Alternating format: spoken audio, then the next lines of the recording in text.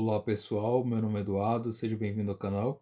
Nesse vídeo nós iremos analisar a genealogia geral dos mineiros, ou seja, como que vários povos ao longo da história foram se formando, foram se fundindo, se unindo e em geral formando novos povos até chegar ao que nós conhecemos hoje como a cultura mineira, né? Ou seja, especificamente das pessoas que vivem na região de Minas Gerais, no Brasil. Então, nós iremos apresentar desde a época dos romanos até atualmente. Então, mais de 2.000 anos aí de história.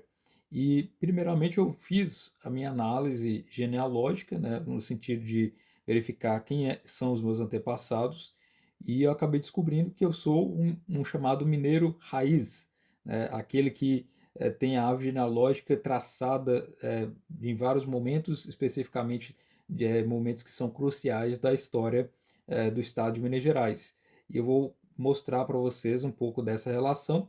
Esse vídeo é ideal para aqueles que gostam de estudar história, para aqueles que querem compreender um pouco da história do Brasil e todo o processo de formação do Brasil dentro dessa questão cultural. Eu não vou entrar muito em detalhes, em aspectos muito específicos da história.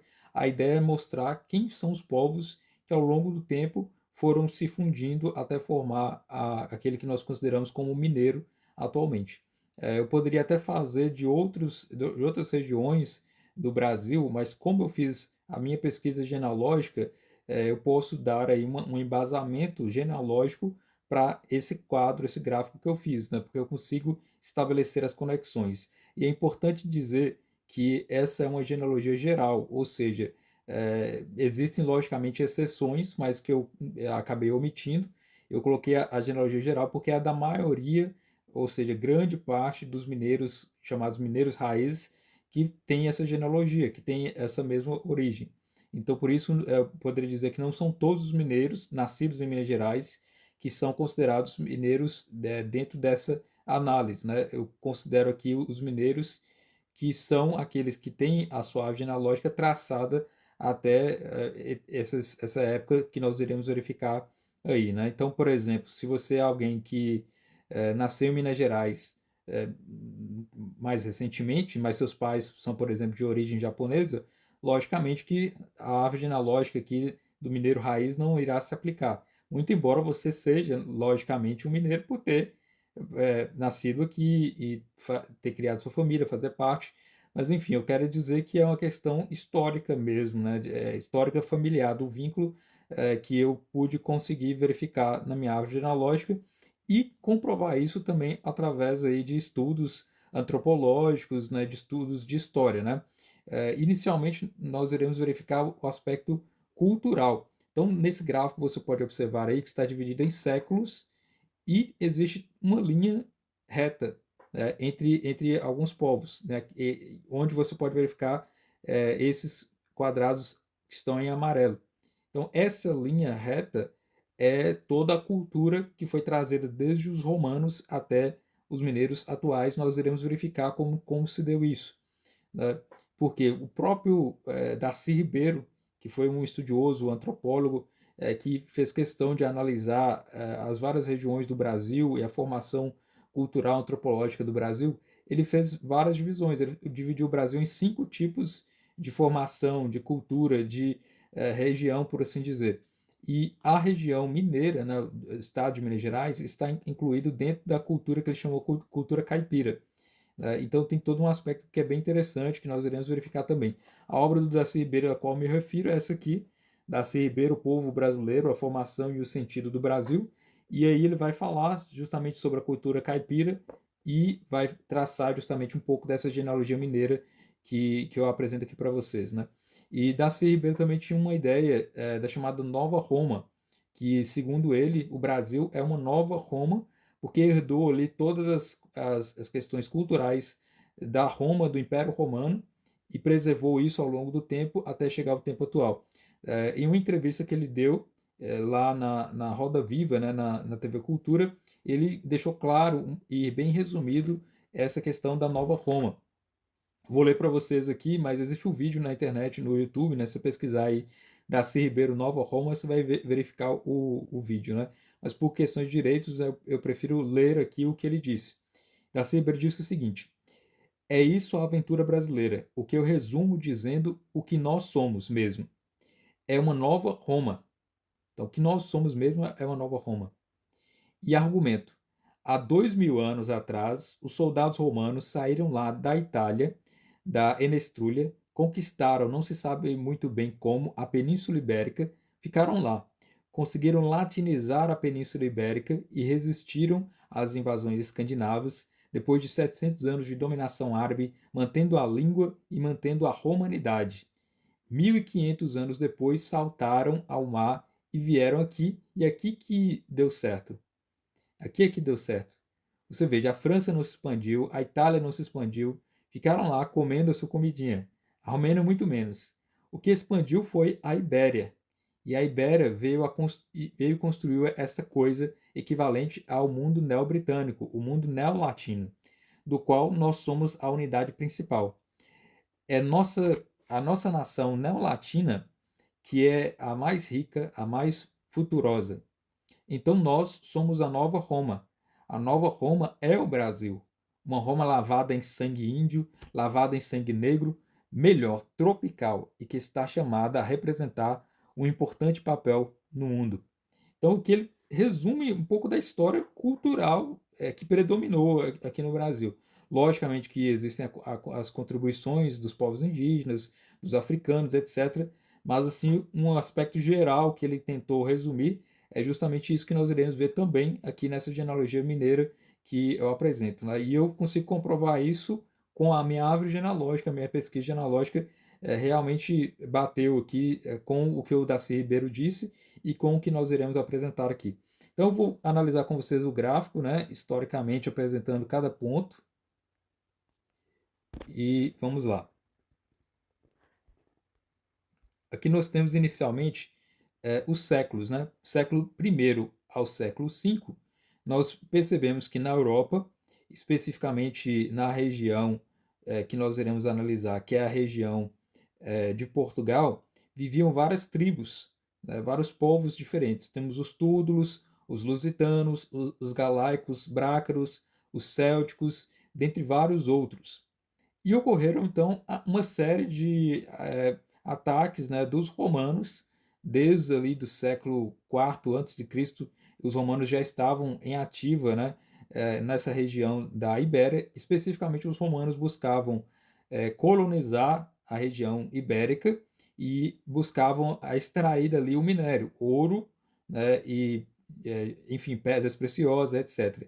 Então a ideia é que os romanos queriam colonizar aquela região e encontraram, logicamente, resistência através dos lusitanos, dos galaicos brácaros, célticos, etc., que eram as tribos, os povos que estavam naquela região. Seriam considerados como os povos originários ou indígenas. Né? E aí os romanos vieram e exerceram a sua dominação, né, como é questão de guerra, né, de escravização, etc. Então, essa é a história dos primeiros séculos, né, o século em que os romanos predominaram em relação aos povos daquela região.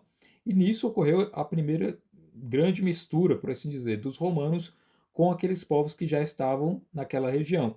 E aí, nisso, que nós verificamos o século VI ao século VIII, que nós verificamos então o surgimento de um novo povo, que era o chamado dos galaicos romanos.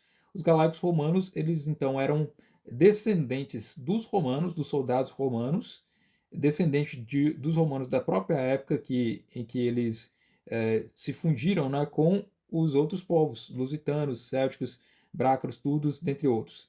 Então, os galaicos romanos eram o resultado dessa fundição aí dos romanos com esses vários povos que existiam na Península Ibérica.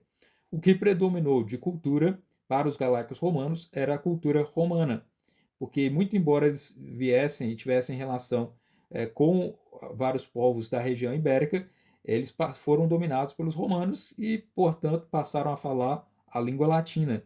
Então, ali durante quase 500 anos, a região ibérica foi dominada então pelos romanos e aderiram à cultura romana. Então, isso é comprovado aí através de estudos arqueológicos e também de outras questões. Né? Então, basta dizer que os romanos ficaram muito tempo exercendo seu domínio sobre a região ibérica, que fazia parte justamente do chamado Império Romano. Então, a região ibérica, que inclui Portugal e Espanha, né? E aí nós tivemos, então, logo com o final do Império Romano, né, uma série de invasões dos povos bárbaros. E é por isso que nós temos aqui o século VI ao VIII, onde as tribos bárbaras, os povos bárbaros começaram a invadir o Império Romano, e o Império Romano acabou tendo o seu fim. Na região ibérica, nós tivemos a invasão dos visigodos e dos suevos. Especificamente em Portugal, aliás, o norte de Portugal, nós tivemos os suevos, e também, logo depois, os suevos foram dominados pelos visigodos. Então, são os povos que começaram a predominar na região, né? Os visigodos e suevos tornaram subalternos os galaicos romanos, e ocorreu uma nova fusão de povos também, mas os galaicos romanos continuaram exercendo e tentando exercer a sua cultura, e da mesma forma tentaram continuar com a sua língua, ocorrendo sempre uma série de modificações que é normal com o passar do tempo, né, nas línguas. Mas o latim passou a ser abandonado por essas várias questões. Mas nós verificamos que se mantiveram dentro do possível a cultura romana, né, essa questão de ser latinizado, como o Darcy Ribeiro comentou, né? Logo depois, nós temos aqui os séculos VIII ao XV, em que nós verificamos essa fundição dos galaicos romanos com os visigodos, com os suevos, e formaram então o povo chamado galego-português, né? O galego-português é uma espécie de antecessor aos portugueses, porque o Estado de Portugal ainda não havia se formado plenamente, mas existia toda a cultura já durante esse período medieval, né, que já estava se formando, especificamente aqui quando nós vemos na história Dom Afonso Henriques. É ali que começa a se formar realmente Portugal como nós conhecemos.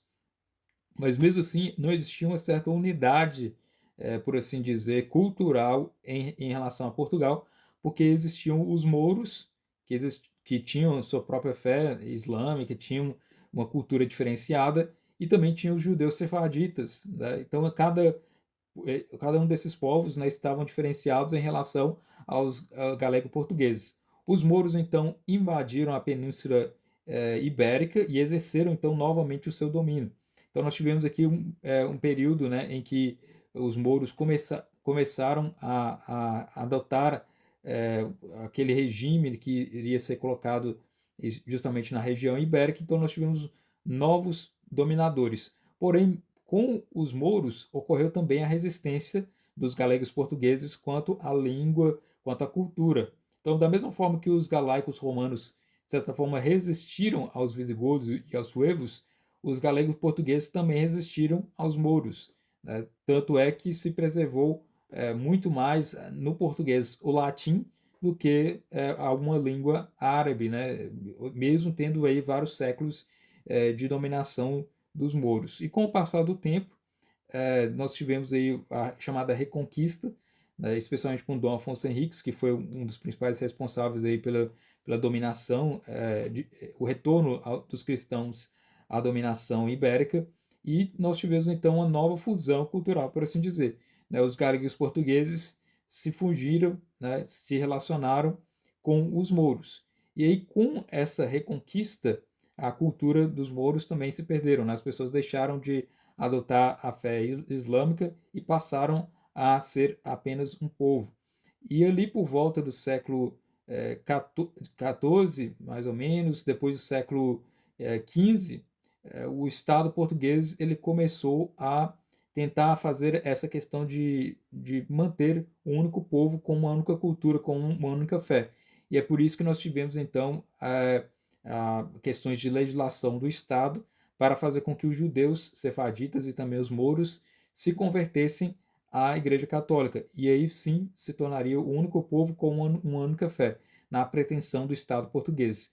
Então, como os judeus eles não se relacionavam com outros povos, né, eles tinham relações familiares apenas entre si, né, por isso que as pessoas costumam dizer, né, os judeus casavam muitos de primos com relação a primos, porque eles não tinham relação de fato com os galegos portugueses e nem com os mouros, né, era um grupo à parte, por assim dizer. Porém, com essa exigência estatal de conversão, os judeus acabaram tendo que se converter obrigatoriamente, portanto, assim como os mouros também não eram mais permitidos, né, em Portugal, se fundiram então com os portugueses, né, os galegos portugueses, e formaram então o que nós conhecemos como os portugueses. Então, os portugueses, como nós conhecemos como um povo, né, com uma única cultura, né, no caso, falando português, tendo a fé católica, é algo ali especificamente do século XV, século XVI.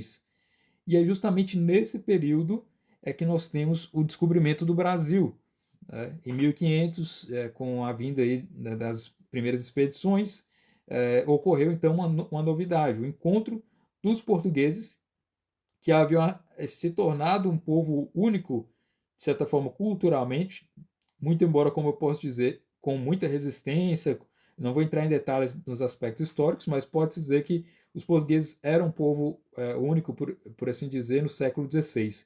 E encontraram aqui no Brasil os povos indígenas, que são vários povos, é importante dizer, né? Eu coloquei indígenas aqui apenas como uma forma geral, mas assim como nós verificamos ali com a vinda dos romanos em relação à Península Ibérica, e eles encontraram vários povos, da mesma forma os portugueses chegaram e encontraram vários povos indígenas. Então, cada um com sua cultura, com sua língua diferente, religião diferente, da mesma forma com os povos nativos da região da Ibéria, quando os romanos encontraram.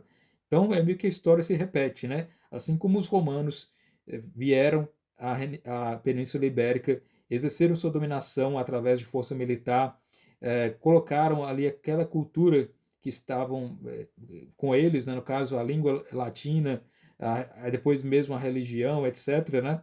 Nós verificamos a mesma coisa. Quando os portugueses encontram os povos indígenas, ocorre a mesma fusão, a mistura, né, desses povos, de familiares, fazendo novas famílias com uma nova composição. Agora os portugueses se uniam aos indígenas, formando então os portugueses paulistas, dentre outros, né? Mas aqui no caso especificamente de Minas Gerais, que é o que nós estamos tratando, inicialmente nós temos a primeira formação do povo mineiro com os portugueses paulistas, né? E eu fiz questão de destacar aí que são portugueses no século XVI, século XVII e século XVIII, porque a ideia de brasileiro, né, só surgiu no século XIX. Então, até 1822, aqueles que eram nascidos aqui no Brasil eram considerados portugueses. A própria nomenclatura brasileiro só ganhou a ideia de alguém que é nacional, de alguém que é nascido no Brasil, que tem cidadania brasileira, em 1822 em diante, né, quando José Bonifácio, Dom Pedro II, né, sentaram lá e decidiram o que seria considerado como sendo um brasileiro e não considerado como um português, né, por assim dizer. Mas, enfim, então no século XVI, aqui na região de Minas Gerais, já existia cerca de 100 mil indígenas. É uma estimativa, logicamente, né? É bem possível que existissem muito mais que 100 mil indígenas, mas é o que se conta dentro aí das estatísticas que nós encontramos, que existiam já 100 mil indígenas que viviam aqui na região de Minas Gerais, que os portugueses já encontraram. Então, no século XVI e XVII, né, nós temos aqui o aumento da população de Minas Gerais de 100 mil para 400 mil pessoas. Como eu disse, os indígenas se relacionaram com os portugueses. Aqueles portugueses que se mantiveram em Portugal, nós vemos aí nesse quadrado branco, né, se mantiveram lá em Portugal, não vieram para o Brasil. E os portugueses que aqui estiveram se relacionaram com os indígenas. Na região de São Vicente, na região de São Paulo, esses portugueses, nascidos no Brasil, ainda que com a mestiçagem, né, com a mistura com os indígenas, eram considerados portugueses, tinham os mesmos direitos e eles eram chamados de paulistas, justamente por virem da região de São Paulo. E aí, com o tempo, né, meio que especificamente no século XIX, século XX, com alguns historiadores decidiram chamar esses paulistas de bandeirantes. Então, a ideia de se chamar de bandeirantes é uma ideia recente. Na própria época em que esses portugueses viviam, eles eram chamados de paulistas, né, e tinham todos os direitos, como eu já mencionei. Eles se correspondiam com a coroa portuguesa, dentre outras coisas. Esses paulistas, especificamente Fernão Dias, foi de alta relevância para a formação do povo mineiro. Fernão Dias, ele é muito conhecido, vocês podem pesquisar aí, ele é chamado de governador das Esmeraldas, né? O rei, na época, o rei de Portugal, chamou Fernão Dias para que ele fosse até Minas Gerais, a região chamada Sertão de Minas Gerais, que procurasse ali ouro, procurasse ali pedras preciosas, especificamente procurasse esmeraldas. Por isso, Fernão Dias foi considerado como sendo caçador de esmeraldas. E os bandeirantes, né, os paulistas, eles eram muito conhecidos por fazerem aventuras, por prenderem indígenas, né, e colocar eles de forma subalterna, no caso aqui, né, fazendo aí com que eles se tornassem escravizados. Além disso, combatiam os indígenas também com várias guerras. Enfim, os paulistas eles eram especialistas em aprisionar os indígenas e em também lutar contra eles.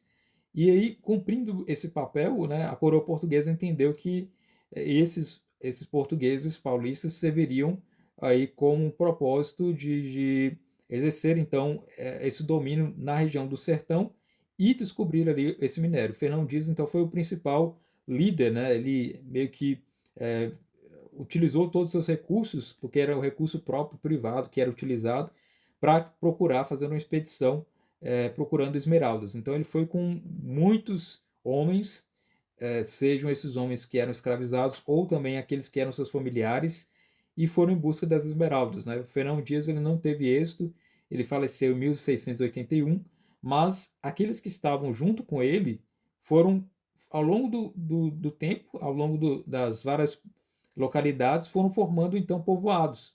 E assim que começaram a surgir aí os primeiros povoados de Minas Gerais, justamente com esses homens que vinham junto com o Fernão Dias, que eram os bandeirantes. Então por isso que nós verificamos em Minas Gerais várias cidades fundadas aí por esses homens, que eram os homens do Fernão Dias. Montes Claros, né, que é a cidade que eu estou, foi fundada, especificamente a fazenda foi fundada por Antônio Gonçalves Figueira, que era um dos homens aí do Fernão Dias, e também o próprio Matias Cardoso, que tem a cidade com o nome dele, Matias Cardoso, também no norte de Minas. Januária, com o nome do filho do Matias Cardoso, também paulista. Várias outras cidades, Pitangui também foi fundada pelos paulistas, Ouro Preto, Sabará, que mais? Betim, várias outras cidades foram sendo fundadas por esses homens que eram chamados homens paulistas, né, os portugueses paulistas. E é nisso que nós temos a formação dos povoados de Minas Gerais, né? Está toda relacionada com esses portugueses paulistas, né? Eu mesmo sou descendente aí do Manuel Afonso de Siqueira, que era irmão do Antônio Gonçalves Figueira, que fundou a fazenda de Montes Claros, né? Então eu sou descendente aí do irmão do fundador da fazenda de Montes Claros. E também, ao mesmo tempo, né, ele era irmão da esposa do Matias Cardoso. Enfim, é a mesma família, e essa família formou aí vários povoados, e esses povoados são justamente dos descendentes desses paulistas, né? Então nós temos várias cidades com vários descendentes de Minas Gerais que são descendentes desses paulistas, né? Como é o meu caso também, né? Eu sou descendente aí deles também, né?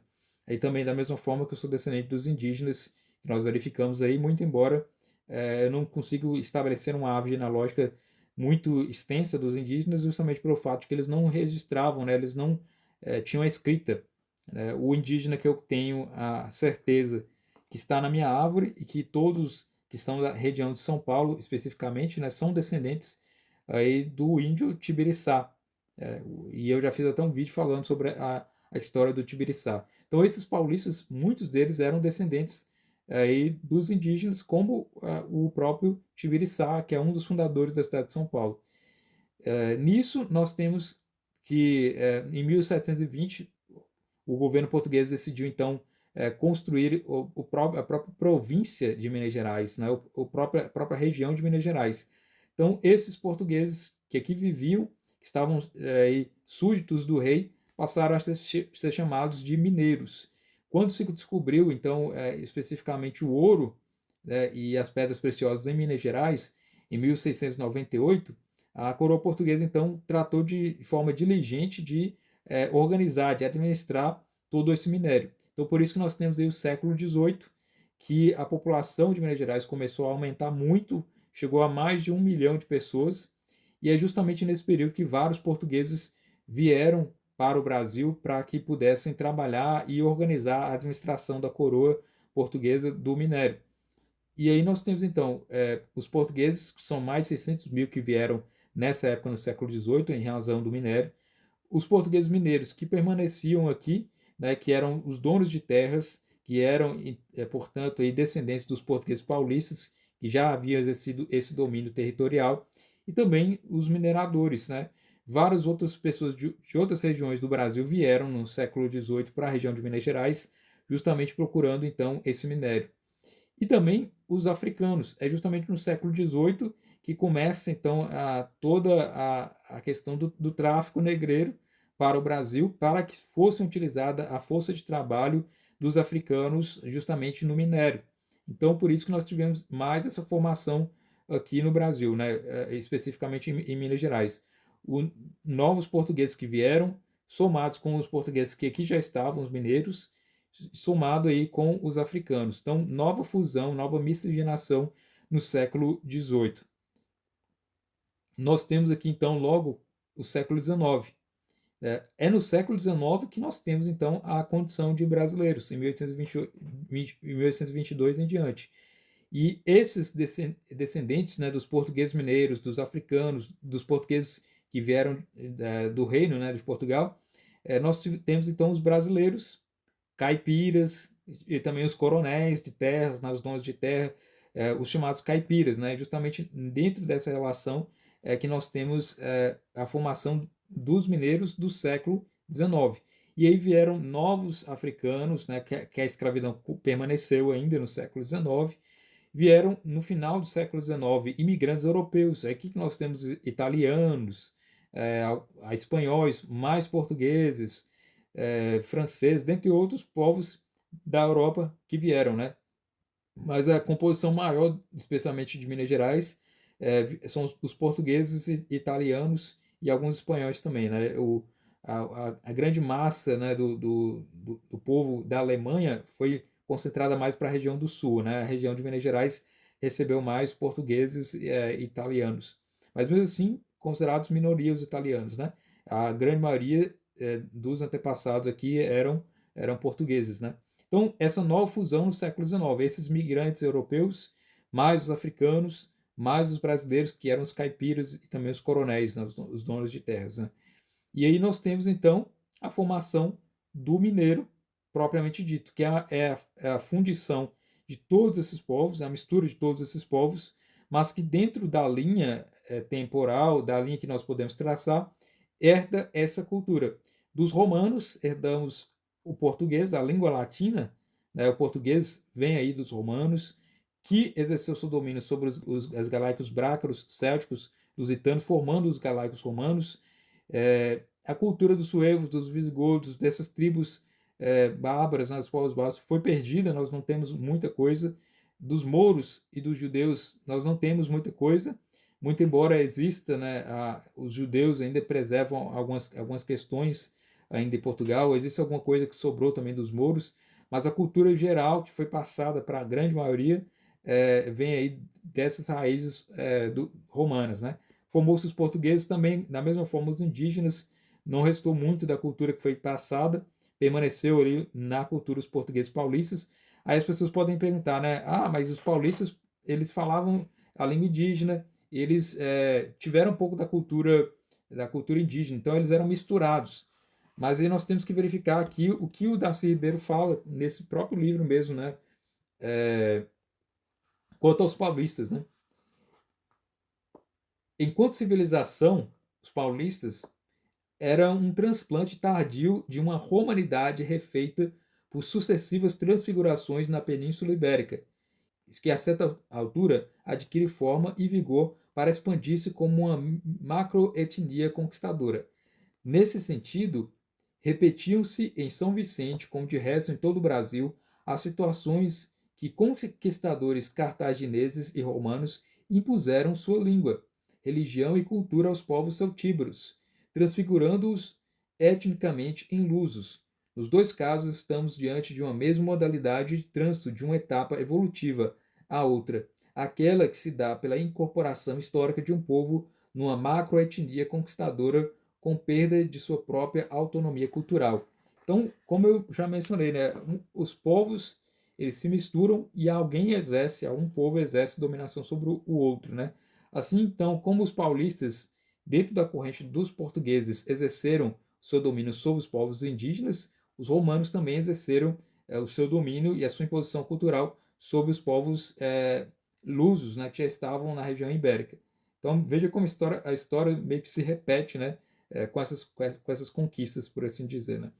E é interessante dizer, então, que essa formação do povo mineiro, do século XX ao século XXI, nós temos aqui um salto populacional de 3 para 20 milhões de pessoas em Minas Gerais, que é o que nós temos aproximadamente aqui, mais de 20 milhões de pessoas que vivem em Minas Gerais. E toda essa cultura, você poderia dizer que a cultura mineira é uma cultura diferenciada dos portugueses, né, porque ocorreu toda essa questão de mistura com os indígenas e com os africanos. Na verdade, como eu mencionei, o que restou, né, é o que foi passado ao longo do tempo. Então, eu, como um mineiro e raiz, eu não tenho nada da cultura indígena. Eu simplesmente, da minha árvore genealógica e também na minha cultura cotidiana, eu não herdei nada, nenhuma característica indígena. Embora eu sei que eu tenho DNA indígena, eu sei que faz parte da minha história, né, dos meus antepassados, né, a quem eu devo respeitar, como todos os outros. Também dos africanos, mas eu não tenho nada culturalmente dos africanos. O que eu tenho é a língua portuguesa, herdada então dos portugueses.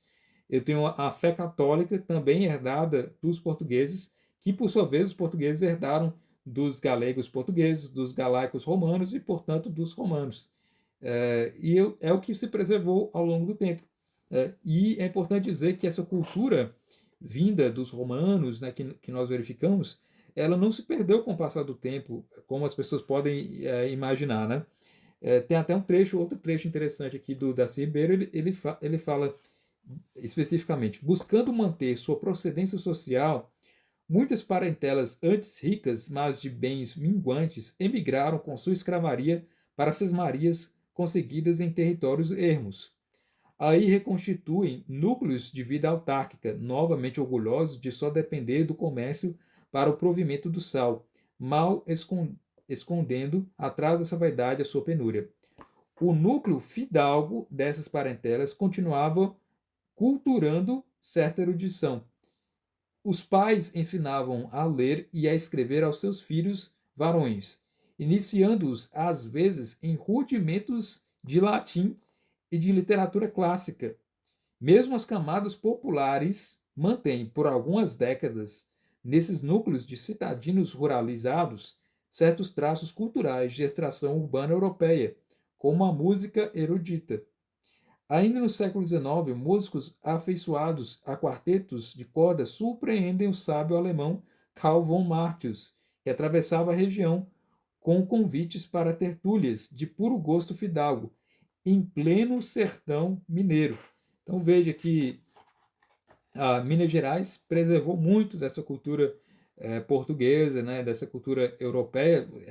É evidente isso, né, nas próprias cidades mineiras, né, que nós vemos as construções, toda essa cultura do período colonial, que nós poderíamos dizer, ainda se preservou com o passar do tempo. Então, de certa forma, culturalmente, né, é o que nós temos aí de herança, né, vindo dos portugueses, toda essa questão da língua, da cultura, embora existisse esses outros povos que nós verificamos no passado, né?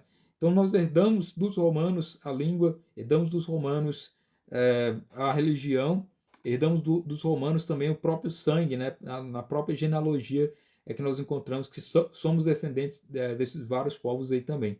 E é por isso que eu verifico essa fala do Darcy Ribeiro com uma coisa bem interessante, porque na minha genealogia, na minha árvore genealógica, e também aqui no próprio gráfico que nós verificamos, nós podemos observar que ele estava certo, né?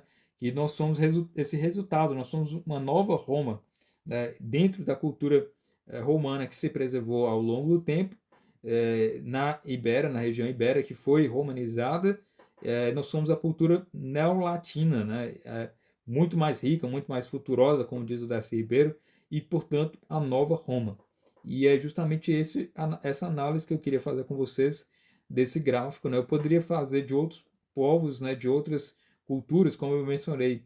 Eu não quis apresentar coisas específicas, né? Esse é um resultado geral do que nós temos aqui da grande maioria dos mineiros. Então é importante dizer isso, né? E especificamente dos mineiros que são considerados mineiros raiz. Né? Existem ali os mineiros que, por exemplo, que são do século XIX, né? Como eu já mencionei, que vieram de outras regiões do Brasil para Minas Gerais, então eles não vão ter essa mesma herança cultural. Existem aqueles que só vieram no século XVIII. No meu caso, especificamente, eu sou mineiro raiz, aí minha família segue toda essa onda, desde os paulistas, os portugueses que vieram com Martim Afonso, depois os paulistas que vieram encontraram o minério, né, até antepassados, né, que descobriram ouro em algumas regiões e trabalharam com isso também, enriqueceram, depois os descendentes empobreceram, depois os descendentes desses empobrecidos se tornaram ricos, depois empobreceram. Enfim, é todo um ciclo, né, que nós podemos verificar. E como eu analiso a minha genealogia, é muito interessante porque eu consigo perceber que, de fato, é o que está no gráfico e é o que Darcy Ribeiro mencionou em seu livro, que é o livro O Povo Brasileiro. Então, já deixo o link aqui desse livro, caso você queira adquirir, né? Se você tem interesse em estudar a história de Minas Gerais, tem esse livro aqui também da Helena Guimarães Campos e do Ricardo de Moura Faria, que podem servir e ter alguma utilidade. Então é isso, espero que você tenha gostado desse vídeo. Se inscreva no canal se você ainda não está inscrito. Muito obrigado pela atenção e até nosso próximo vídeo.